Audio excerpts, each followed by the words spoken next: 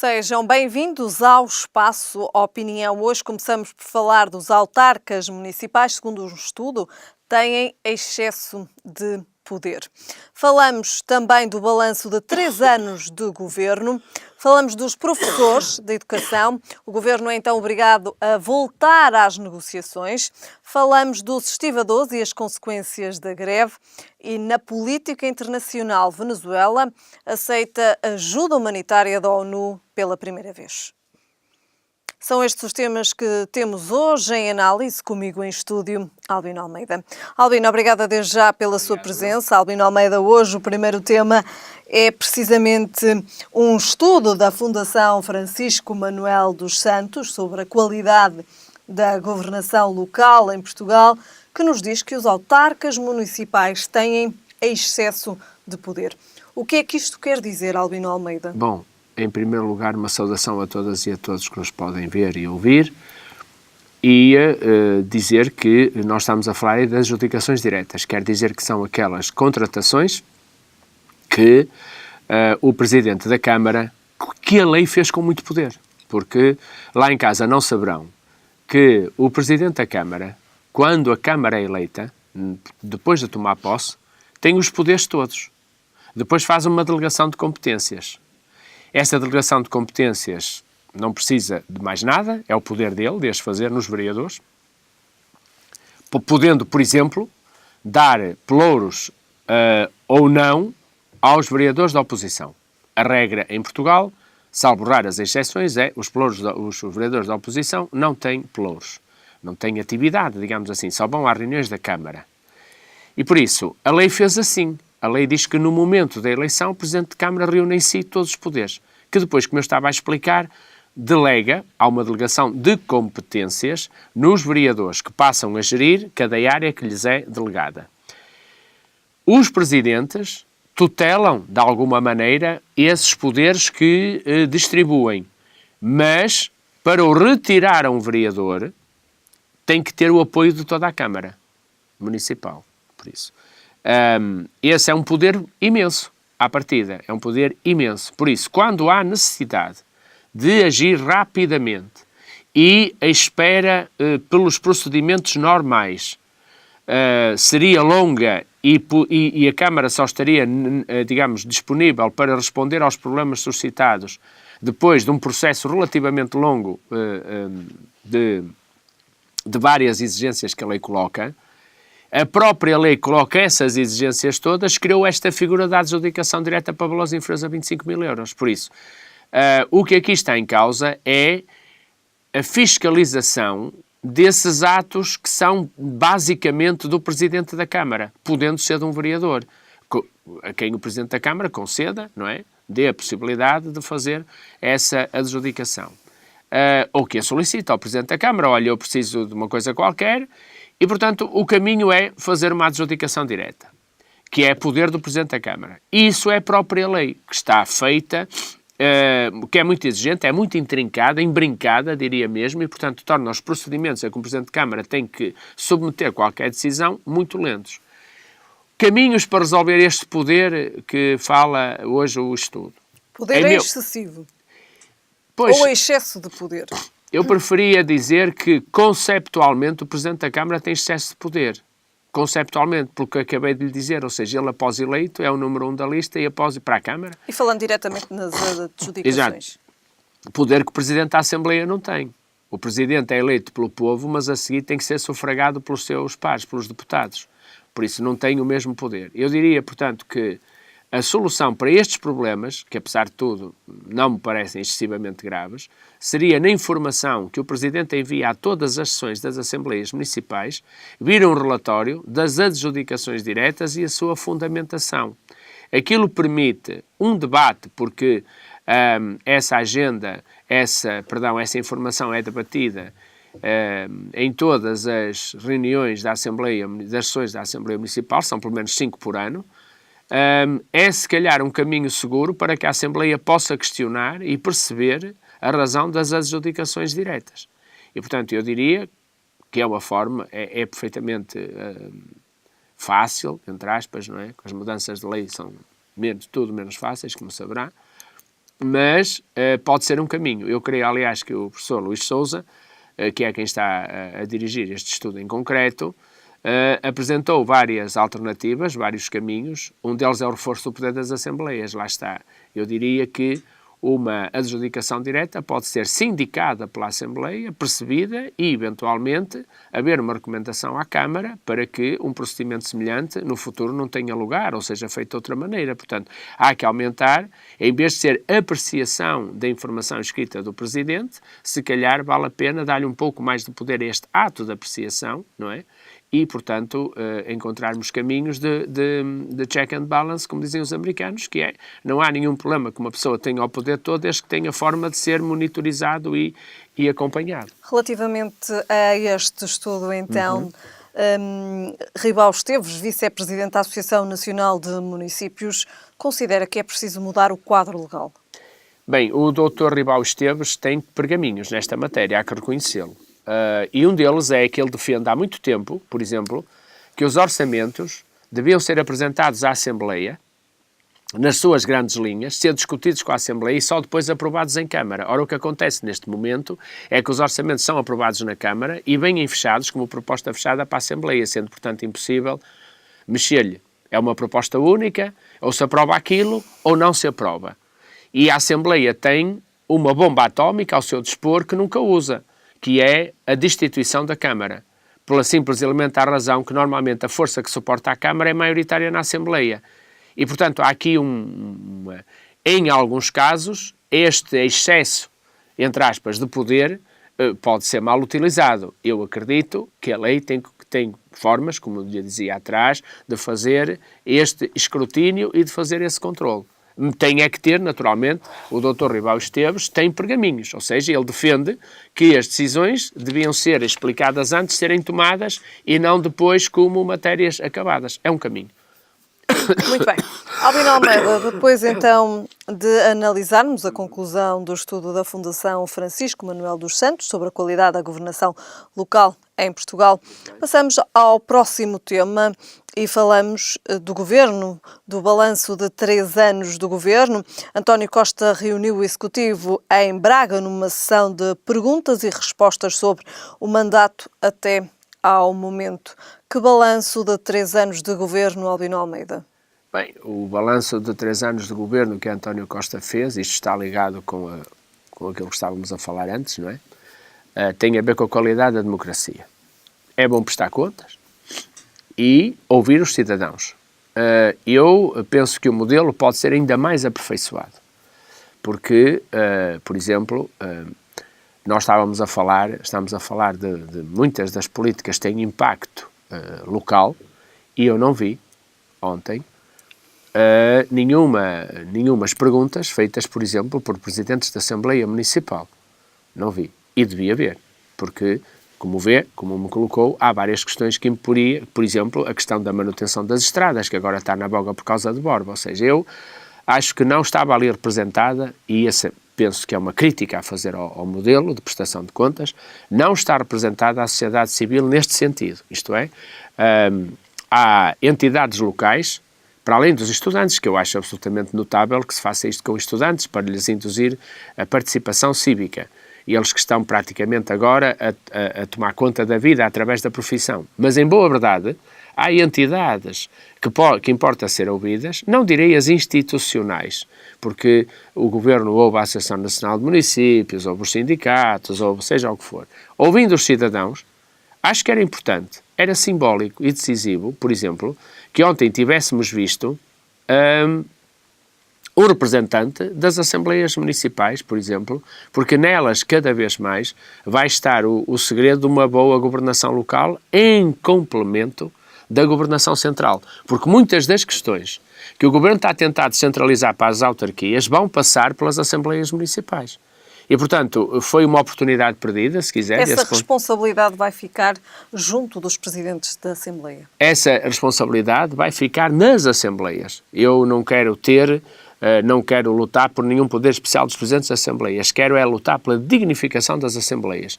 E valia a pena perceber estas matérias, perceber isto também faz parte da qualidade da democracia. O Governo apresentou aquilo que podem ser considerados absolutamente, digamos, caminhos que estão consolidados do ponto de vista das finanças públicas e do ponto de vista, por exemplo, dos negócios estrangeiros. Nós temos tido nessa matéria importantes sucessos, quer pelo Ministro, quer pelo Secretário de Estado das Comunidades. Nós estamos a gerir problemas dificílimos, pouca gente sabe.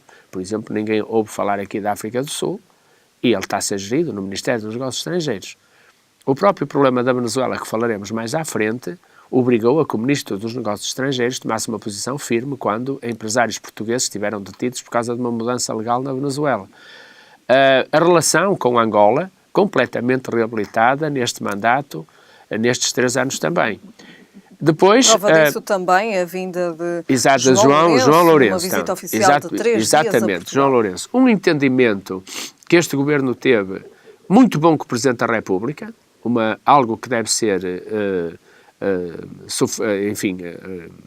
salientado aqui no nosso comentário, na medida em que existe da parte do Primeiro-Ministro uma educação muito influenciada pela cultura goesa, pela cultura hindu, em que muitas vezes parece que António Costa não tem coração, só tem razão. É uma pessoa fria e racional, e o entendimento perfeito que o Presidente da República dá à política de uma dimensão afetiva que a política deve ter.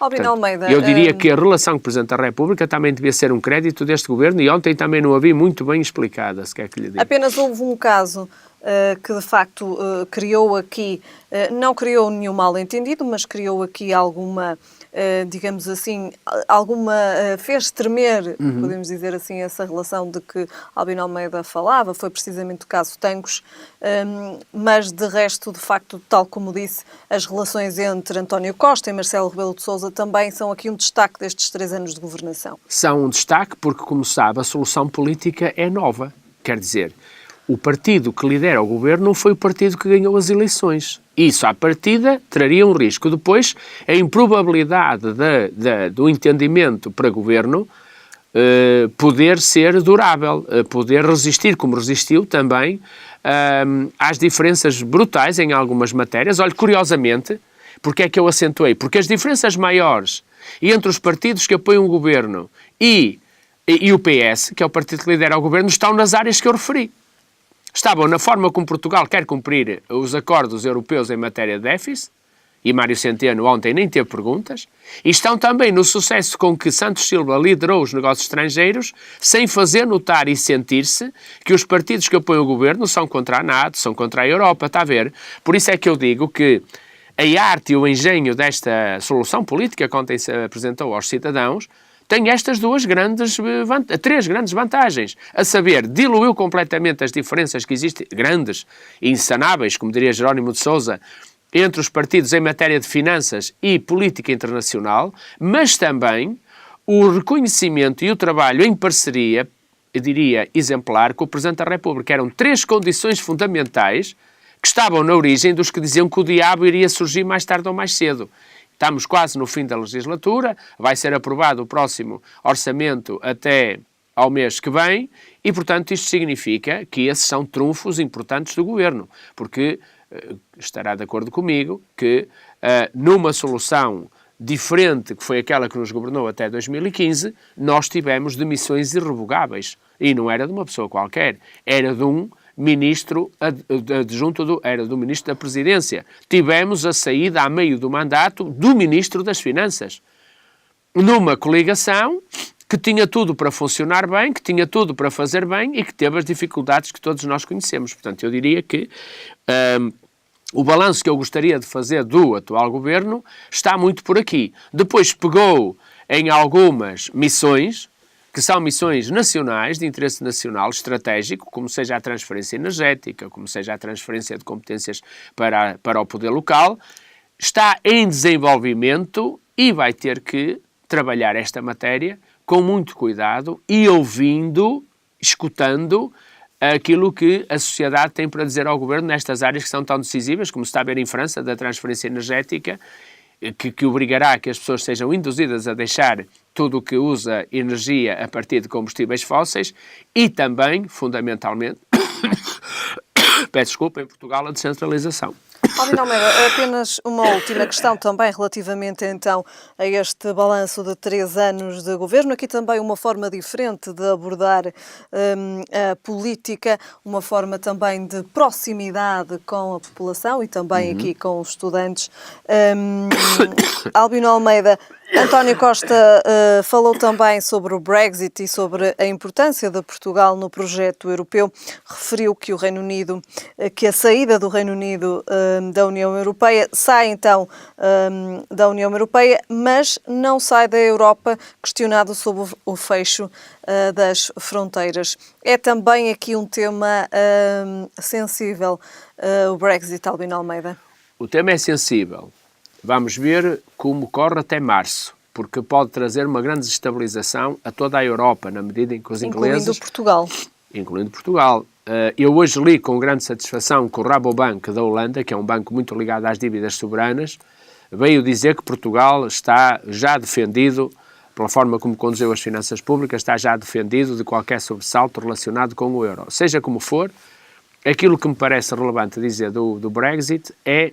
Eu ontem tive a oportunidade de ver o debate na Inglaterra, uma parte substantiva do debate em Inglaterra, e parece-me que está a acontecer em Inglaterra o que acontece muitas vezes nos países, Albino, que é o que se diz para fora e o que se diz para dentro. E, de facto, a senhora May veio dizer aos europeus que aquele era o acordo possível, mas eu sinto que ela está a ter, eu percebi ontem que ela está a ter muitas dificuldades em Inglaterra para vender aquele acordo, e ela justamente está a dizer aos ingleses que aquilo que muda não tem impacto na vida direta dos ingleses, que é justamente uma área onde, já temos dito aqui, Portugal tem uma oportunidade soberana. Nós temos a mais antiga aliança europeia entre Estados europeus, que é a aliança entre Portugal e Inglaterra, do tempo de Dom João I e de Dona Filipa de Lencastre. Essa aliança tem 600 anos. Tudo aquilo que Theresa May disse ontem no Parlamento inglês faz sentido se pensarmos que ela pode fazer alianças estratégicas com países europeus, no sentido de salvaguardar os interesses ingleses. E acho que Portugal está manifestamente na linha da frente dos países que, com habilidade diplomática e sentido estratégico e de Estado, poderão tentar minorar aos olhos dos ingleses a própria saída da Comunidade Europeia. Muito bem. Desafio que não é pequeno, é? Mas é um desafio que vale a pena desenvolver. E que também ontem António Costa então frisou aqui. Exatamente. E falou também sobre o Brexit. Exato. Como diria e também a importância das relações entre Portugal e o Reino Unido. Exatamente. Aqui é o princípio que é muito popular, numa frase que o meu irmão gosta de citar, que é: quando meio mundo chora, outro meio vende lenços. E por isso eu diria que Portugal pode estar do lado de quem vende lenços para uns ingleses que choram. Muito bem. Albino Almeida, ainda falando do Governo, fizemos um balanço de 3 anos do Governo, falamos agora da educação. O Governo foi então obrigado a voltar às negociações com os professores. Destaco a nuance e o oportunismo político, que à última da hora foi salvo, diga-se em bom da verdade, pela seriedade de Rui Rio. Rui Rio não faria diferente do que o Governo fez. Tenho disso a certeza absoluta. Mas sei como foi feito na Madeira, para nós pagarmos. A Madeira decide e nós pagamos. É assim que foi sempre, em matéria de professores. E, portanto, registro que, ao contrário do que alguns partidos pretendiam e vão apresentar na Assembleia hoje mesmo, não há uma obrigação de transformar o acordo alcançado, quer nas datas, quer naquilo que está definido. Ou seja, há mais diálogo. Se o diálogo tiver as premissas que teve até agora, eu não acredito que o resultado final seja diferente do que foi alcançado até agora. Mas, enfim, eu que acredito sempre no diálogo, acredito sempre que as partes podem dar um passo uma em direção à outra, e há uma coisa que eu tenho a certeza. A menos que o Sr. Presidente da República vete o diploma do Governo que garante a recuperação de 2 anos e tantos meses de serviço, isso será aquilo que os professores vão ter no dia 2 de janeiro, porque um é feriado, no dia 2 de janeiro de 2019.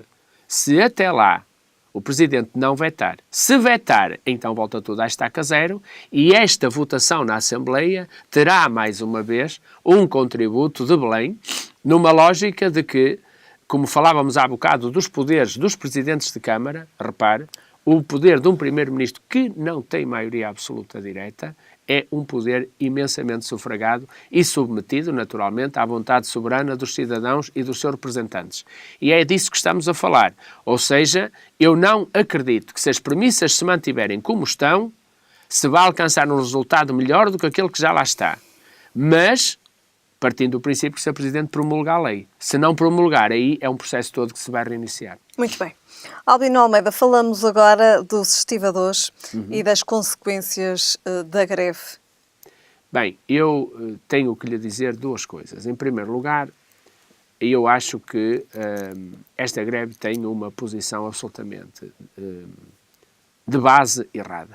Ou seja, as empresas que operam no Porto de Setúbal são empresas de capital estrangeiro, turco, ao que sei. Os empresários têm a distinta lata de dizer que Portugal, a operação portuária, é muito interessante porque os salários são muito baixos. Isto é absolutamente atordoante. É isso que leva à precariedade a que se assiste e também aqui é a precariedade pela qual os estivadores estão então em greve. Deixe-me dizer-lhe o seguinte.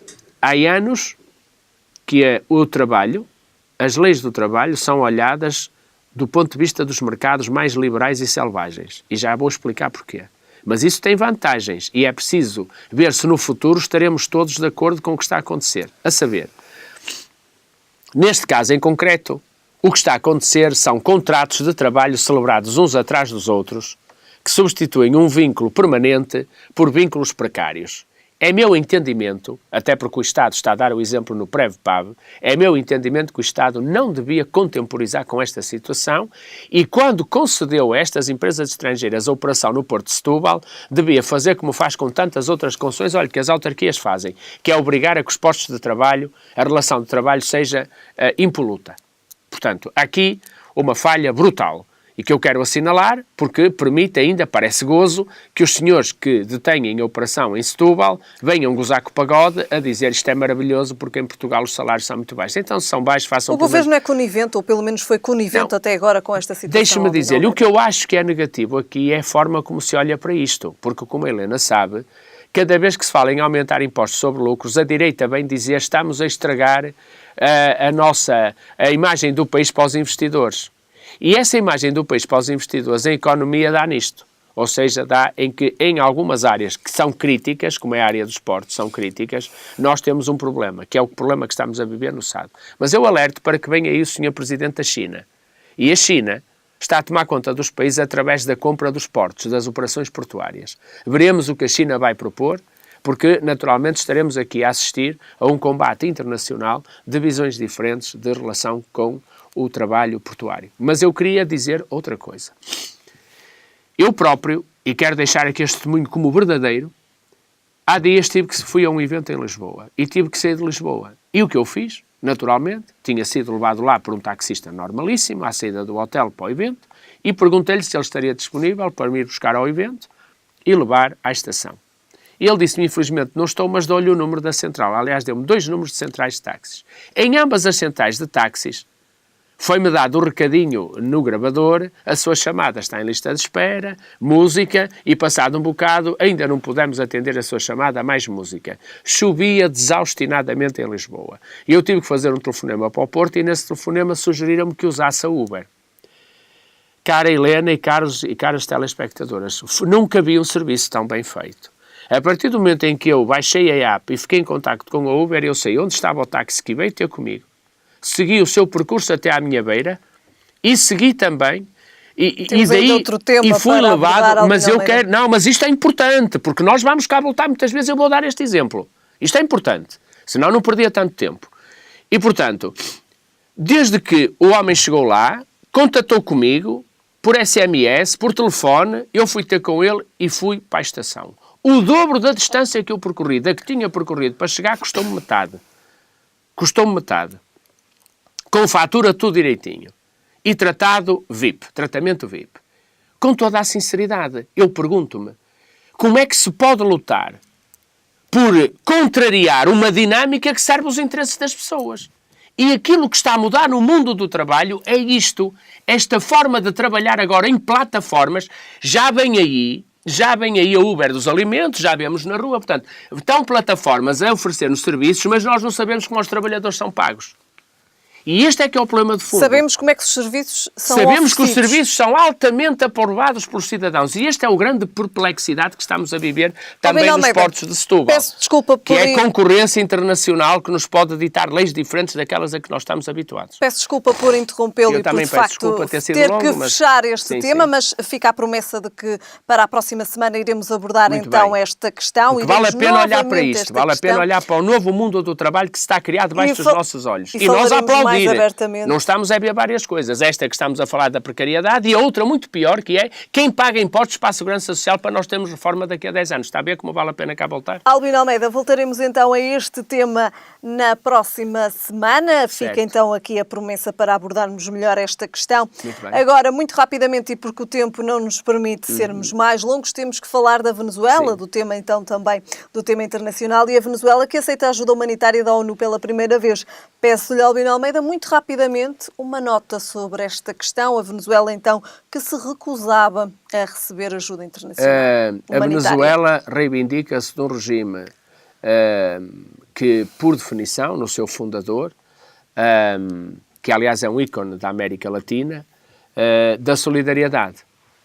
Lamentavelmente, tendo visto a economia ir ao fundo de forma fragosa, lá está, para nós é ótimo que o petróleo baixe. A Venezuela, a Angola, o Brasil viram as suas economias ter um produto interno bruto fortemente afetado em 20% ou 30%. E, portanto, aquilo que importa dizer é isto. A Venezuela acordou tarde demais para a absoluta necessidade de recorrer aos mecanismos de solidariedade internacional, porque eles existem para isto.